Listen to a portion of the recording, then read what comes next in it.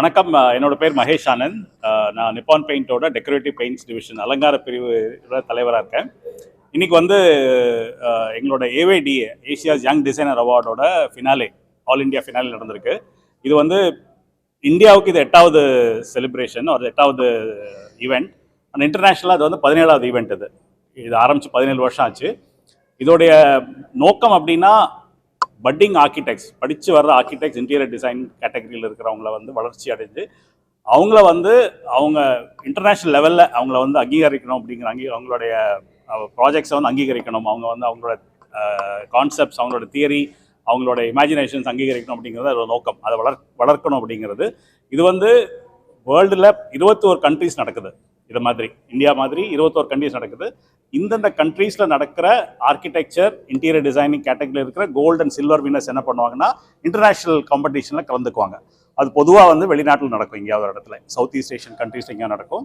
அந்த winners, gold வின்னர்ஸ்க்கு வந்து ஒரு 2 வீக்ஸ் ஹார்வர்டில் ஒரு இன்டர்ன்ஷிப் பண்ணுறதுக்கு ஃப்ரீயாக நாங்கள் எல்லாம் பே பண்ணி ஹார்வர்ட் யூகேயில் வந்து ஸ்பான்சர்ஷிப் பண்ணுவோம்.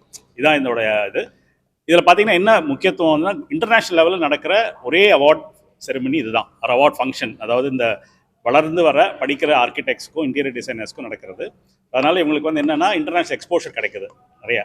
அவங்கள மாதிரி இருக்கிற மற்ற கண்ட்ரீஸில் இருக்கிறவங்களோட பழகிறதுக்கு உண்டான வாய்ப்பு, பழகிறதுக்கு உண்டான அவங்களோட ஒரு வாய்ப்பை ஏற்படுத்தி கொடுக்குறோம். இதே மாதிரி 17 வருஷம் பண்ணிட்டு இருக்கிறோம். இந்தியாவில் இது 8வது வருஷம் நடந்துட்டு இருக்கு. ஆல் ஓவர் த வேர்ல்டு பார்த்தீங்கன்னா கிட்டத்தட்ட 6 லட்சம் ஸ்டூடெண்ட்ஸ் இது வரைக்கும், இந்த 17 வருஷத்தில் 6 லட்சம் ஸ்டூடெண்ட்ஸ் பார்ட்டிசிபேட் பண்ணியிருக்காங்க. 1300 universities all over the world. இந்த வருஷம் இந்தியாவில் வந்து 2000 பேரை ரீச் பண்ணோம், 2000 ஸ்டூடெண்ட்ஸை. அதில் 840 பேர் சப்மிட் பண்ணியிருந்தாங்க ப்ராஜெக்ட். 840 பேர், 2000 பேர்கிட்ட ரீச் அவுட் பண்ணோம்.